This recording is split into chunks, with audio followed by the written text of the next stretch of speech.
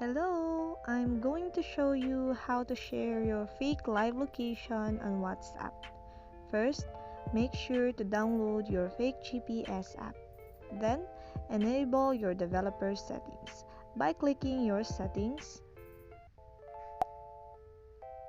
and go to About Phone.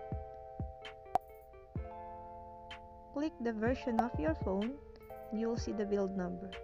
Tap this build number 7 times to enable your developer's mode. Then go to Settings, click Additional Settings, and find Developer Options. Here, go to Select Mac Location app. Then choose the fake GPS app you installed. Then click. To enable this, put your PIN on your desired location. Then, go to your WhatsApp. Choose one of your conversations and send your location by attaching your location and clicking Send Your Current Location. There. And to check this, you can tap your shared location and choose Fake GPS Search Location.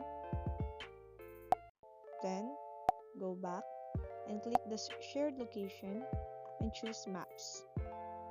You will see here your fake location now. That's all. Thank you for watching.